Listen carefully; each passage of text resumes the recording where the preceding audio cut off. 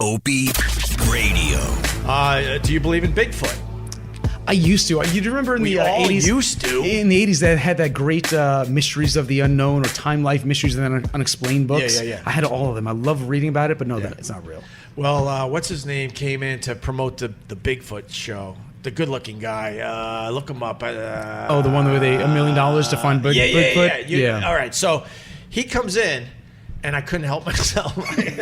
I look him right in the eye, and I go, so, is the show taped? He goes, yeah. I go, I didn't find Bigfoot.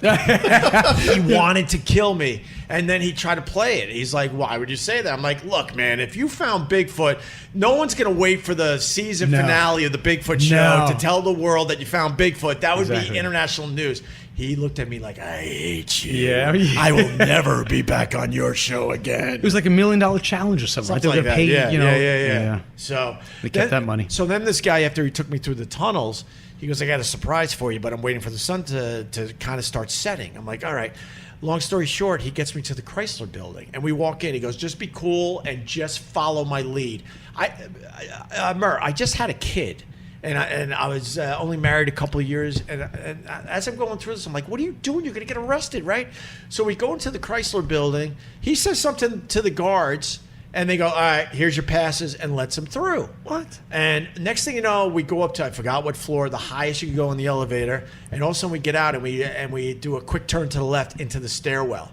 I'm like, what are we doing? And then we go up the stairwell. He knew exactly what he was doing. He knew how to get through some doors. Let's just put it that way. At one point, he said to me, Mike, earmuffs. Earmuffs, Mike. You're still on the job. He goes to me, just stay where you are. I'll call you when I need you.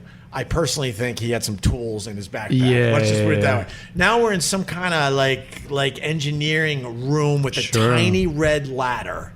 Tiny. It maybe was not even a foot across, and the ladder went up to a platform, then went up again to another platform, at least a couple hundred feet. Long story short, when you look at the Chrysler Building and you see the last tiny window before it's a point, we were in that crawl space in the Chrysler Building, taking amazing video, and I'm like, oh my God, this is like one of the most amazing things I've ever done in my life. But I'm also thinking, you're an idiot. You're going to get arrested. Sure. This was after 9/11. Oh my God, you can't do that. No, you can't do that. And then on the way down, he goes, we have one more stop. Or did we do it before? I think we did it before, but whatever. The gargoyles? Of course, sure. The famous gargoyles? Yeah. So we get to a floor. He knew that this space was empty. And it had an old observation deck. We climbed through a window. Now we're outside of the Chrysler Building in this old observation area where the cement is all just ripped up. There's no guardrails anymore. We're looking way down, and the wall itself is maybe only 4 feet high. This guy decides he has to go on the gargoyles as I'm filming him. He's going on them? I'll show you the video after the podcast. It's on my YouTube channel. And now I saw in my head him it looked like he was slipping, and I'm like, am I going to film this guy dying, falling to his death? He goes out on the gargoyle, and I'm losing my mind. I had the first panic attack in my life. I started having a panic attack. I'm like, I can't, what am I doing? I'm going to get arrested. I think he kisses the head, and now he's just sitting up there in a meditative like pose, Batman, right? Sitting on the gargoyle. And then we got past that, and next thing you know, we got out of the building, and we're walking past security, and I'm like, these guys have no fucking idea what we just did upstairs. That's crazy. And then he told me how he got in.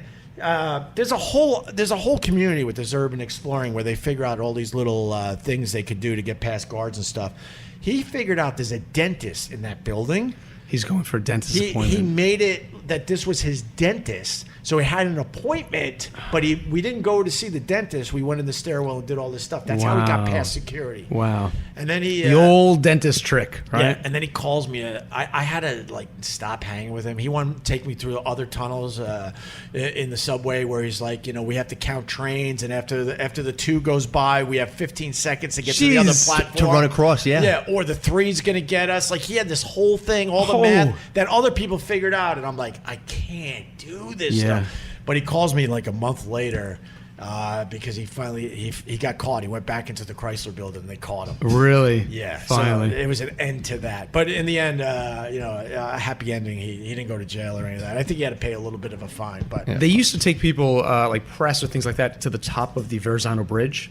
Which the top spire, which is massively high. You know what I mean? And they don't do it anymore, but I always wished I got there, or the top of the Brooklyn Bridge. How amazing would that be? That would be amazing. I love doing all that stuff, as long as it feels safe. You know what I'm saying?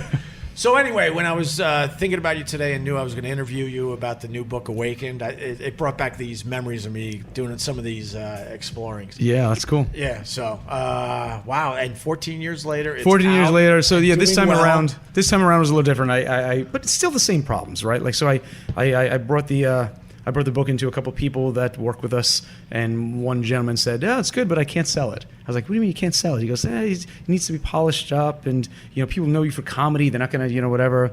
And I was like, those people are always around you in life, right? Always. I was like, all right, you can't sell it, no problem. So I took the editor, the publisher out from HarperCollins myself directly for lunch. We hit it off, pitched them the book. They bought it the next Monday. That was it. Wow. That was that simple. It's just like, you just got to get past. They're always in your life. These people that it's so easy to shoot things down. Of course. It happens no matter what you do because they don't know how to do this type of thing. So they feel like they have to put their hands around stuff to feel like, they're I don't know, whatever. Yeah. I should shut my mouth. You got enough trouble doing that. And to the guys, kind of make fun of you after? No, it's funny. What happened or did you make fun of them and say, "Hey, look," and just shove the book in their faces? No, they've been really supportive actually of it. Truly, they have. But Q's the only one that read the book. He read the book 14 years ago, loved it. Right. Sal and Joe have never nor will ever read the book. They still won't read it? No, Joe's joke was this. Joe and I used to be roommates, right?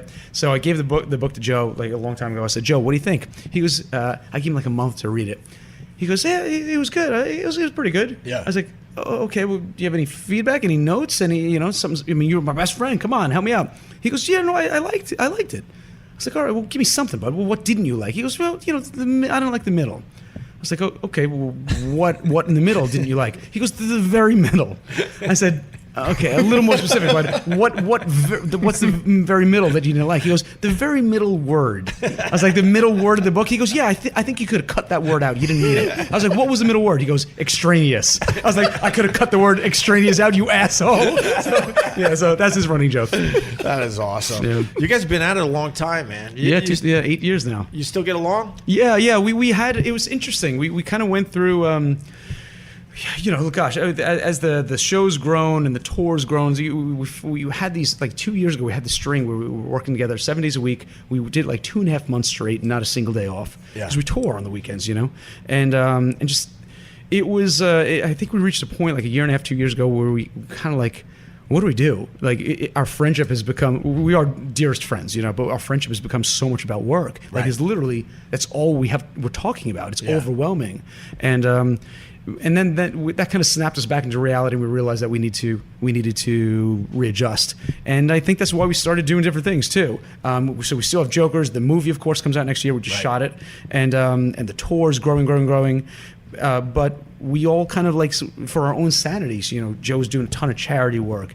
Q's just wrote a graphic novel. Sal's does a lot of solo stand-up now as well too. And then I have the Awaken. That literally led to this. I love this conversation. I want to back up slightly. Was there any incidences or? No, I think mostly because of me, because I can be, as Sal says, I can be a chore to deal with. Right. We just have very different work styles, the four of us. We're four set men already. We're not going through. We're not in our 20s going through this. We're all in our 40s now. So we have different ways of operating and different styles too. And that when you work that much with somebody, it can get on your nerves. Well, I mean, obviously, I can relate to that. My old radio show just kind of completely imploded, and everyone has sort of gone their own way and stuff. And we all started on the same page, and then you're part of a runaway train, and you have personal issues. And you're not really solving the personal issues. Yeah. And then, the show you're doing is so successful and it's making you rich and famous. And you feel almost like you're kind of trapped and you don't know what to do. And then, unfortunately, it just, takes its course and just kind of blows up in front of you. Yeah. So that's why I asked that question. Yeah, but it it's- seems like it's a you great guys were able question. to avoid some of those landmines. It's a great question, and I think about that a lot, and I think the way we're avoiding it has helped tremendously, us focusing on other things, because it just gives all of us a mental break from thinking about what is 99% of our lives, Right. Because if we just thought about that, it would tear us apart, I'm sure. Right. But no, we're on good footing now, for sure. Oh, good for you. You and Sal had a problem for a while, though, didn't you? No, I mean that's It's more played of a up on. joke? Okay. It's played up on TV. We just, what it is. We just have very different styles. He's brilliantly funny. I think, in my opinion, he's the funniest out of the four of us for sure. He's just brilliantly funny, and just fun, and But we have different work styles, and I'm like total type A, and he's more of the thinker. He likes to absorb and think something through, and take his time with it. And those two styles don't go well. So I mean that's from high school on. We've always had that relationship. Sure. So it's no worse now than it ever has been. But that being said, I would die for the kid. I love him to death. Did you ever see Some Kind of Monster, the Metallica documentary? No. So they invited a therapist to try to figure out the band's problems. Yeah. And at the time, I'm like, this is the dumbest thing ever, right? But then as I was going through my stuff with Anthony and Jim Norton, Yeah. I'm like, man, maybe we should have got a Yeah. therapist early on to try to figure some of this stuff out. We had a moment like that like 2 years ago where like we need to talk things through. Yeah. Because there was just over years of working at these, you build up these little slights that keep Slights, building and building and resentments. building, And- and you gotta and nobody wants to. You have so much to do, you don't want to air it. You're like, I gotta focus on this. I can't. Right, And right. then we had like an airing session for like a day, and it reset everything. Yeah. And did you really marry Sal's sister? I did it for a day. Yeah. No, for real? I have a marriage certificate from I went to city clerk's office downtown next to, across the street from City Hall. Now, I and know got you them guys are buds, and I paid know for it with my credit card. and I know the show is really successful, but did you have someone like away from all that going to make sure you were safe with this whole thing? Safe? Safe as in, like, I don't know. I don't think she has anything. Is that what you mean? Like, No, but you have a lot. So what I'm saying is you do it for the show as a goof. You're married for a day. Everyone's in on the Yeah. joke, and everyone's cool. But then you fast forward a few years, and somewhere on that paper is this one little line, and she goes to a lawyer. And next thing you know, you're screwed. No. So what I'm saying is, you cover yourself before the prank. She ain't getting none of my money. No way. Get in line, sister. No way. No, I'm good. I'm safe with that. Yeah. It would be funny. I make Sal's sister sign a prenup, like just a disastrous prenup for her. She gets like $100. So What was the worst thing you had to do? Let me answer first. Yeah. I think getting pushed out of a plane would be the most horrifying, worst thing you could do for Impractical Jokers. It is, but they did some. I can't tell you what. I'll give you a hint. We just finished shooting the Joker's movie. Right. It comes out next year. What they did to me in the movie is 100 times more worse than the skydiving punishment. 100 times more embarrassing than the Danica McKellar, Winnie Cooper punishment. 100 times worse. Right. Because I'll give you the basic idea of it. What about the hair thing? Where you had to wear the hair for a year. That was just awful because I spent 4 months filming a TV show smelling like pot and whiskey, which is what Q smells like. You had to wear his hair for a year. Yeah. Come on, you took that crap off when you weren't filming, right? Oh yeah, of course. Okay, all right. I like that you're being But honest. the crazy thing is that when they shaved my eyebrows off, I had to live light. It took 3 months for the eyebrows to grow back. Yeah. So you had and to there was go you had to go to a family function, I think, too. I did, yeah. And then there's that the weird middle phase where the eyebrows are. You don't know whether the eyebrows are coming or going, so people don't know whether I'm getting better or getting worse. You know what I mean? So I feel like commuting on the subway. People are like, "Is that Murr? Right. Oh, he's having a tough time." You know? Oh my God. Is that still your driver's license picture? Yeah, sure. Let us see. Come on. Let me see that. Yeah, it is.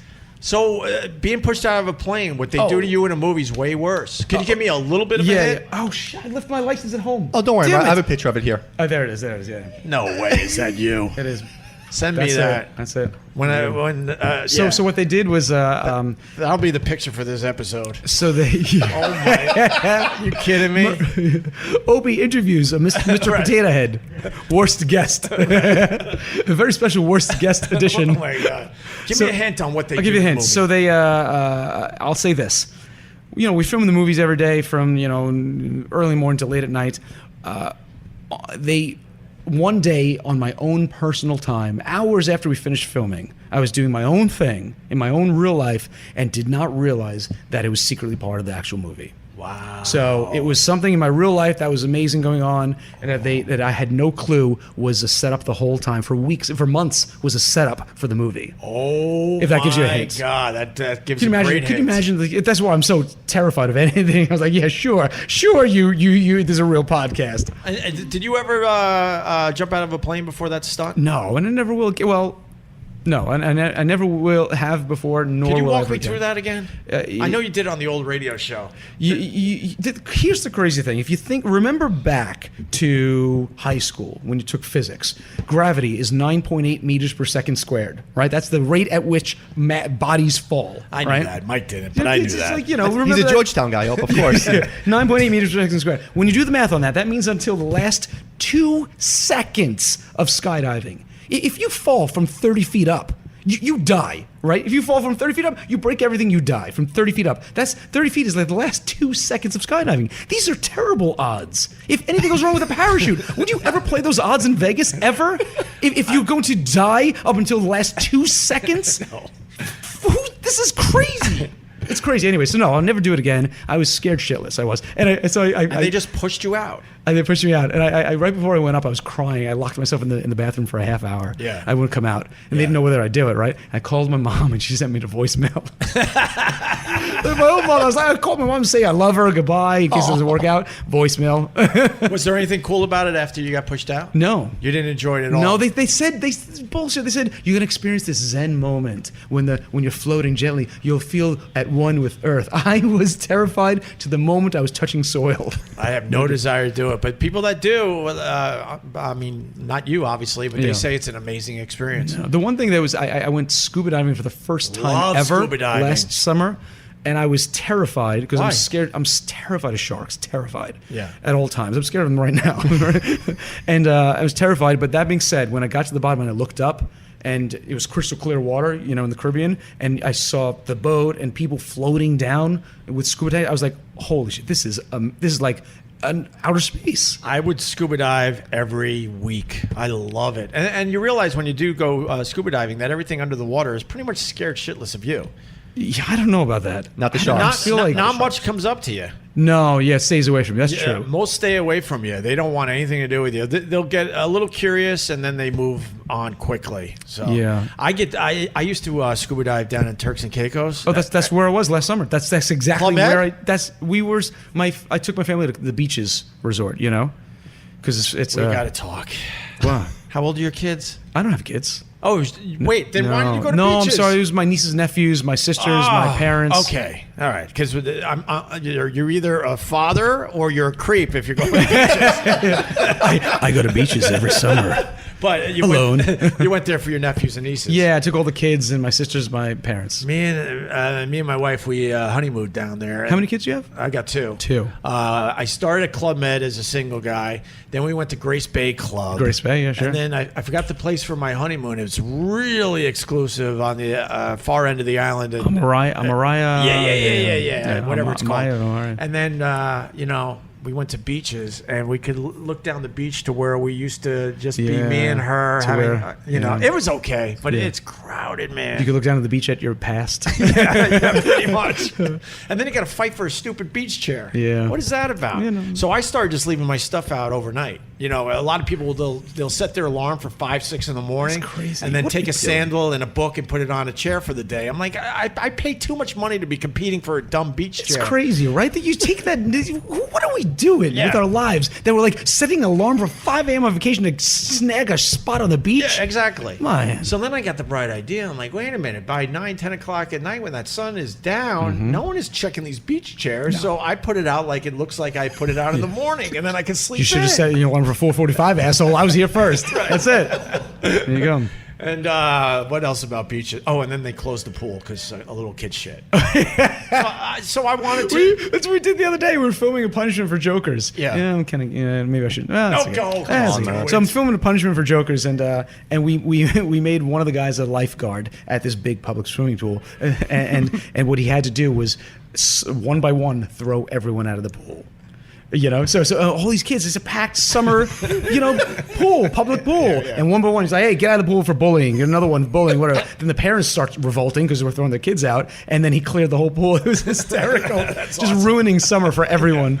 Oh, they cleared it out for the day. I was like, I want some of my money back. That's not my problem that someone else's kid shit in the pool. Yeah, what do you do, man? I mean, at any given time, pools are full of... and Sal always says it too. It's true. There's around us right now is shit and cocaine everywhere. Right? It's on every dollar bill in your wallet. Yeah. It's on every piece, everybody's shoe, and it's no different when you go to a pool. It's always full of urine. It's 83% urine. You want a confession today? Yeah. So when my son was born, we could still go to the Grace Bay Club. You know, we had one little kid, and he wasn't aware enough where he was like, "Why are we here when we could be at beaches?" Yeah. And he had his swim diaper on. Oh, and you dude, you are killing me right now. Oh my God! Do you want the confession or not? Yeah, come on. Okay. And he let it go, man. And you didn't tell anybody, did he? Potty trained yet? No. I was panicking. I'm like, I can't be the guy that like says my kid just shit in the pool. So I was in full panic mode. She's laughing over there. She's like, you're a terrible person. you didn't tell anyone? You tell me you didn't tell anyone. You got out of the pool. I was definitely debating, and it was like sort of like pot roast. It was sort of like come on. It was sort of like stringy. You know what I mean? It wasn't one solid log or anything like in. So there's nothing you can do. So and then I'm looking at you're this diffusing thing. You're still responsible, even if it was I'm looking at this thing, and I'm like, man, we're in the Caribbean. They have a lot of chlorine, and I'm looking at the spot, and at first it's definitely yellow and brown, and then it dissipates really quickly. Yes, there's nothing you can do. And I'm like, you know what? I think we're good. And you swam right away from there. I think we're good. Hey, that's the God's honest truth. Oh my God! I didn't have the balls to tell. Yeah, because I knew it would be the whole thing. I mean, hours. Looking at you ruined vacation for everybody. You're the reason why we can't be in the pool for the rest of the day, and it's a very exclusive place. They don't have a lot of people there, so they're going to see you a million times. He didn't want to ruin people's vacation, so instead he gave everyone meningitis or whatever you catch from a little pink eye. From poop in a pool. Yeah, everyone goes home with pink eye. And then we went to beaches again this past winter. We went to Jamaica. Yeah, how's that? That was cool. Well, that's where beaches started. Oh, really? Yeah. It's a Jamaican guy started the company there, right. And then it just grew and grew and spread. And they smoke pot everywhere. Yeah. My God. On the way over here, I was talking about how when you walk around New York City now, pretty much every time you walk around, you'll smell pot now. Well, they decriminalized it, right? Yeah. At this point, what is it? It's like a traffic ticket, basically? Yeah, basically it's a summons now, unless they have a warrant or something. It's just a summons. You're on the force right now. Mm-hmm. Where are you stationed? What do you... Oh, I don't... I'll tell you off. In Brooklyn. Got it. In Brooklyn. Okay. Yeah. And do you ever bust any money for pot? No. Not really anymore. Not really. No more. Not unless it's such a heavy weight, because it wouldn't make sense anymore. It's not worth your time. Literally. No, it's not. It's not worth their time or our time or anything. Nobody that's high is robbing banks or they're not doing anything. They're what are they doing? They're driving slower. I think now you're gonna we get political for a second. I think alcohol is way worse than pot. It always has been. I agree. It really has. It's unbelievable. So Impractical Jokers. What season you guys up to? Season 7's on the air. We're back in like 3 weeks. I'm not sure when this airs, but it's August 2nd. We're back on TV.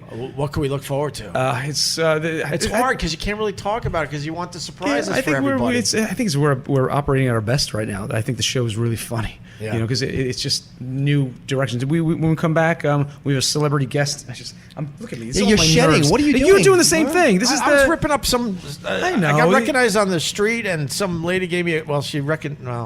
That's a sad story too. Aww. Just listen to the beginning of the podcast if you're tuning in right now. Yes, I don't know. It's just a nervous thing. Not nervous. Not even nervous. I just do it all the time. Even when I'm home alone, I do it. Well, I'll tell you. So I'm walking through Times Square and I'm taping a little bit, just fooling around before I came here to interview Murr from Impractical Jokers, and this lady gives me the eye like she recognizes me. I'm like, hey, I still got it, right? And so I kind of smile like, that's right, I'm Opie, right? And she goes, I do some work with the Zoom too. Oh. That's it. So then I'm like, I used to be famous. And then I told her, she goes, I remember you. And then she gave me a card, which I am now ripping up on the podcast. His last podcast, he told the person, hey, Google me. Yeah, that was me. That picture of me. He told someone to Google him. Well, I mean, you're getting up there too, Murr. I was talking on my podcast. I was in Coscob, which is hoity-toity up there in Greenwich, Connecticut. Yeah. I did a podcast from a yacht, and I went into a coffee shop, and I was talking to these 3 kids. They were cool, rich as fuck. Yeah. Never have to work. No. Their fathers and grandfathers are Wall Street guys. And so they're like 17 or 18, and I'm trying to. They're asking me what's the name of the podcast. I said Opie Radio. They go Open Road. And had no idea who I was, right? And so I forced them to Google me live on the podcast. Oh God! And Carl's like, "You're embarrassing us. Why are you doing this?" I'm like, "Because I want to do this. Yeah. I want to make everyone uncomfortable. That's what I like doing." And anyway, the reality check for us. Oh, I'm sorry. Is there more? No. Reality check for us was Joe and I were like, we finally feel like we're getting some traction. We're on TV, made it. We're getting recognized a little bit. Yeah. We come out of Penn Station, and these these 2 girls, slamming hot, Long Island girls. They got the hair and the accents and the whole thing, right? They come up to us. They see us. They freak out. They're with two dudes that are like, "Yo, what's up?" They come up to us. And they go, "Oh my God! Oh, it's the guys from the show." And the boyfriends are like, "Well, what show we talk about, right?" And they go, "The Impossible Pranksters, Wednesday nights on Comedy Central." I was like, "You have somehow screwed up every detail. Wrong day, wrong title, wrong network, everything." Right. And that was a reality check for us. And then we realized we're not that famous. Well, the funny thing is, as I was setting up here, there's only 2 guys in this whole bar because we clear out this level so we could have some peace and quiet. Tell Murr what happened, Mike. So the bartender's dealing with the last 2 guys, and he's like, Opie's over there. So the guy looks at me and goes, "You're Opie?" I'm like, no. I'm like, "Opie's over there." He walks over. He goes, "Oh, I'm a huge fan." He's like, "You still on the radio?" Opie's like, "No." He goes, "You still working with Anthony?" Opie's like, "Not for the last 3 years." Yeah. He goes, "I'm doing a podcast now." And Opie goes, "You listen to podcasts?" He goes, "No." Yeah. Opie's like, "Hey, check it out." He goes, "I'm a big fan though." But he's a huge fan. Yo, he's a huge fan. Yeah, huge fan, but he has no idea what I've been up to the last 3 or 4 years. But anyway, but then I was thinking with these kids in the coffee shop, man, when I had my heyday, they were newborns. They're only 18. Yeah, sure, They're of course. 17, 18 years old. So, Of course. what are you going to do? What do you do? Did you guys ever get close to getting hit? I'm the only one that got hit. Oh, you actually got hit? Yeah, I got not hard or anything like that. It was a big guy. I mean, he was well over 6 feet, 3 times my size too. Probably weighed close to 300 pounds. Right? He's shopping, and a lot less the kind of discount store in New York City. He's shopping a lot less. They have these bins of jeans. Free floating jeans. Just rummage through like it's I don't know what it is. There's no structure or stuff. This goes against the very nature of sales and in stores. Right?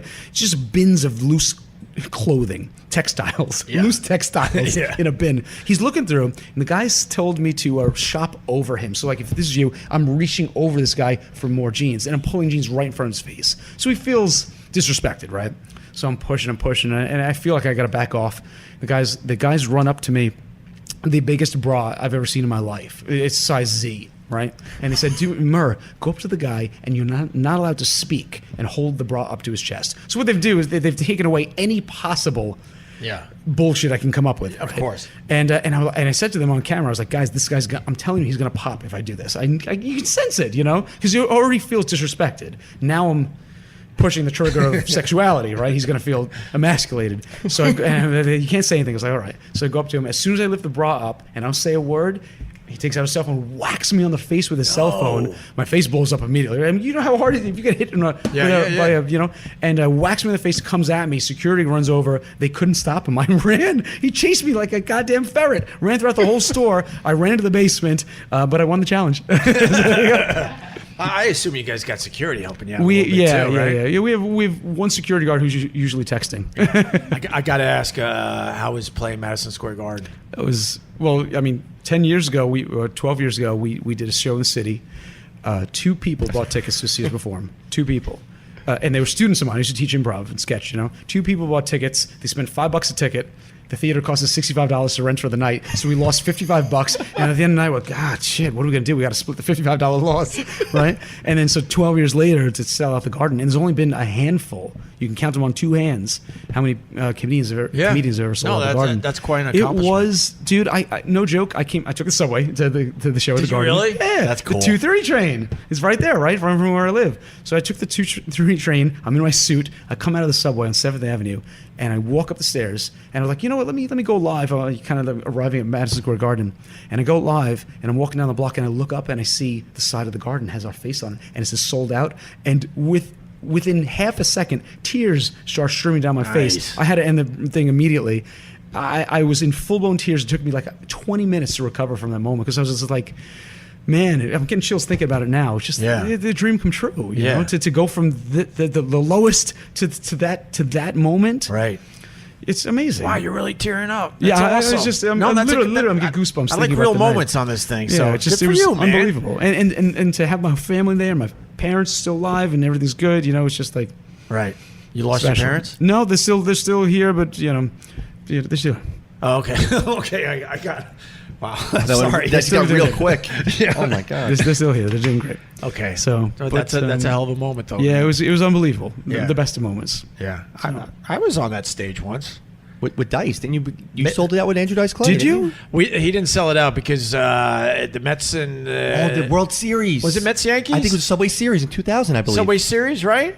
The only reason I'm saying this is to give you a chance to compose yourself. Yeah. I don't mean to take your Madison Square Garden moment away, but you got upset there. So. You were up there with Dice? No kidding. Well, I mean, we had a really good relationship with Dice, and he sold out the Beacon Theater. His head was a little too big because he sold out a whole bunch of shows at the Beacon Theater, and then was trying to sell out Madison Square Garden.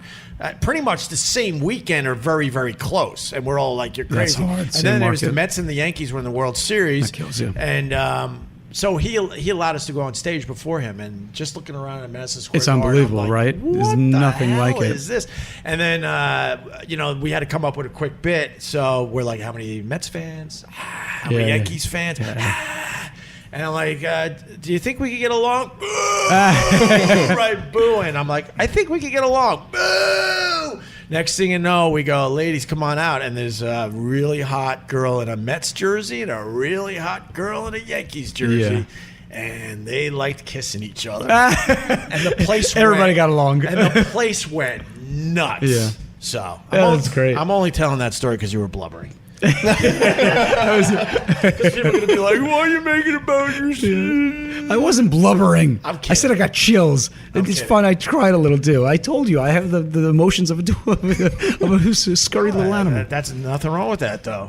Endo, what's going on, buddy? Thanks for having me back at Jack Dempsey's. He owns this place. Hello, sir. How are you? Great to see you. Actually, I saw you guys a couple of months ago. Oh yeah, I was walking down the street and I saw you in Jack's. Oh yeah. So good, and that other clown Right had down a the kid block. on a leash or something. Or you were trying to put him into that's where the story is. Where the guy hit me in the face. That, you kidding me? Was yes, it at it was Jack's? not Lala's. It was Jack's. Oh, Right down the really? block. Yeah. Yeah, Right, I was right just here. walking by and I noticed you were behind the curtain. I saw the curtain, the whole camera. So Yeah. I figured. So he tried to. Your buddy tried to coax me in. He was saying, Oh, did he? listen, give me a hand to help me out. I said, great show, by the way, guys. He said, go on, keep going. Where in Ireland are you or your family from? Right in the middle, a place called Longford. Oh, sure. My Longford. family's from Cork. Okay, very Yeah. good. Very good. Great to have you guys do a great show. Oh, thank you. Thanks for having us. Actually, my wife's cousins are out from Ireland at the moment, and they were I was saying that you were coming in this evening, and they watch you in Ireland all the time. Yeah, Oh, yeah, wow. yeah. Ireland all the time. Yeah, it's They said it's hilarious. They love it. yeah, the show's bigger They love there the than it show. is here. They love the show. You got fans all over the world. That's Yeah, the fantastic. show's real big in the UK, big in Ireland, obviously. Ireland, yeah, of course, yeah. Ireland, UK, and then huge in Australia. India is our number one market. Wow. India. Yeah, we got so much fan mail from it. That is cool. Yeah. That's like their daughter is 16 and she knows every one of you by No name. kidding. And she said, "Wow, who's coming?" And she said, That's wild. That's crazy. Like that, you know. Yeah. Have you been to India? No, we're planning on next year for the first time going on That'd be tour. so I'm going to fantastic. be there. The book Awakened comes out in India Right. this fall. And I'm going there coincidentally for my college roommate's wedding. So they're going to launch the book when I'm there so I can do all press and everything like that. So your college roommate's getting married in India. Yes, who's Indian. You got to go to the Rat Temple. The what? The Rat Temple. What's Mike that? knows. So Morgan Spurlock is a friend of mine, does the documentaries, and Yeah. he did a documentary on rats. It's so worth watching. Rats, the animal? Rats. And I don't want to give it's basically the rats of New York and the dogs that hunt the rats. And there's clubs in New York City. Do you know about the clubs, Mike? No. There are clubs in New York City where they take their, I think they're terriers. Yeah. And they meet in the middle of the night and they hunt rats. What? This is a thing? Yeah, for sport. Do you know how much With I've their learned? dogs. Do you know how much I've learned this hour? Seriously, Mobile, I know how to sneak into places, the Chrysler Building, and I don't know that people hunt rats at night? Yeah. What is this? And the one I'll give away, so then he goes to India, and there's a temple where they think rats are sacred, and there's thousands upon thousands upon I don't know how many. It's just ridiculous because the footage in the movie Rats, the documentary by Morgan Spurlock, it's off. It's just ridiculous. That's And if you're a people- rat, that's Yeah. like Disney And- World for you, right? And they That's really- feed them, and they take care of them, and people are walking in the temple with rats all over the place. They're not. The rats aren't. Oh, you got a clip for them? No, I'm watching a clip of just rats running free. They worship them there. They worship these rats here. Not in all of India, but this obviously. Do you remember this certain temple? You Yes. remember what I talked about before about these people living their lives in the down in the sewers and subways? Yeah. These people, again, Yeah. there are people living their lives Yeah. just in worshiping rats. And they're walking through with their families, and the rats are running all around their feet. That's and, their life. They're like, what are we going to do today? Oh, let's go worship rats. Yeah, exactly. You know, what do you want to do tomorrow? How about we go worship more rats? Right. Hey, clear Saturday and Sunday because we're going to go back to worshiping rats. Right. That's their choice. So when you go to your buddy's wedding, why don't you try to search out the rat temple? Yeah, I will. I'm serious. I'll give him tickets for his wedding. I would go. I would check that out. Well, wouldn't rats you? are very good pets, I hear. Yeah. From no one. No one's ever said that. ever. I'll take your word on that. So then the movie comes out next year. Movie which is comes out awesome. next spring. Madison Yep. Square Garden was awesome, and now Yep. you guys are going to travel the world Yeah, next yeah, year. yeah. God, that is so cool. Yeah, we're hitting man. next year. We're planning on hitting. We'll be back in the UK touring. We did last year. We did 5 nights sold out at the O2. Wow. Which is bigger than the Garden. That's crazy. That's Yeah, good 5 for you nights. It was guys, crazy. man. So we and then the movie and then of course the trilogy of Awakens. And next summer is the book number 2. The summer after that is book number 3. Yeah, and the book is doing very well. Thank you. Yes. Congratulations It's on that. And I also want to mention you're going to be in Sharknado. I am. I can't believe the guys. So they tried to get us on like 2 years ago, and the schedules didn't work out. But I'm a huge Sharknado fan Yeah. because it's just so batshit crazy, right? The idea. So I was like, and the time came around again. They're like, we're going to be in New York. Can you do it? And I was the only one that jumped out. I was like, F yeah, I want to do it. That's amazing. It was so much fun. Because they have a giant green screen. There's nothing. There's no set. There's no sharks. There's no nothing. Yeah. It's just, they literally said to me, go ahead, you got an hour, go. And I was like, that's the guidance? And that's all they said. And they said, here's the gist of what we want. Do whatever you want for an hour until we got to get to the next thing. And I just riffed and improvised anything I wanted for an hour. And that's in the movie. Oh my God. It's crazy. That's so cool, man. I've never seen anything like that in my life. When is that coming out? I think this fall it comes out. Okay. Just, not too long, like 2 months from now. But Awakened, I can't wait to read the book. I'm going to get you a copy tomorrow. Well, I can buy it. No, come on. You, as I said from the beginning, you've been very kind to us for years, since day one. That means a lot. The guys and I are, we're Staten Island guys. We're guys that believe in loyalty and friendship. Right You've been a gentleman to us from day one and supportive of us, and that means a lot to me. So I can't thank you enough. Can you cry as you say that? I'm getting chills. So you sold out Madison Square Garden. Can you tell us about that again? No, James. Thanks for having me on the Worst of podcast. That's great. No, worst guest episode. And I'm calling you James because you're an author now. James S. Murray, also known as Murr from Impractical Jokers. This was a lot of fun. Come Thanks, back man. and do this Thank you again. for having me. I appreciate it. You're enjoying your summer? Yeah, very much so. Are you doing anything? Yeah, we're working. working my ass off. So that's not enjoying your summer. Yeah, we're going to Comic-Con next week. That's going to be fun. Okay, because Westwood One wants me to do more, and I'm like, I'm enjoying my summer. In the fall, I'll do this way more for you. Yeah, well, I'm going to Turks and Caicos again, taking the family beaches in Beautiful. 2 weeks. Are you really? Yeah, You're yeah. going right back to the same place? Same place. It's good. It's handicapped accessible, which is good for my dad. It's great for the kids. Everybody's happy. Did you get the butler? My sister brought that up. I don't know what that is. What do I do? She said, "Did you get the butler?" I was like, "I don't know what you're talking about." You get a guy. you get a guy. It's a little weird though because it's a black guy. A little weird. I'm not gonna lie to you. It feels weird. Yeah. Yes. You end up doing more stuff for yourself because you feel bad. Yes, that's 100% right. I know. Because everyone said you got to get the butler for beaches because the time of year you're going, it's way too crowded. This guy could get you into the restaurants, cut all the lines. He'll get you the cabanas and all this stuff. All right. But it's 100 degrees and he's dressed basically in a tuxedo like he's going to a wedding, and you feel really bad for the guy, and the sweat is just pouring off him, and then he's black, and then you're thinking, this is not right. It feels wrong. Yeah, but it's equally wrong to request a white butler. That's doubly wrong. That feels worse. You're 100% right, because then I'm thinking if he's white, would I feel as bad? It's just a whole thing. We got along with our butler, though. He was really, really cool. Yeah. So enjoy beaches. Thank you, sir. Enjoy the rest of your summer. Can't wait to see the movie next year. The book is called Awakened. It's Murr from Impractical Jokers. Thanks for having me, guys. All right. We did it! That was awesome. I appreciate it.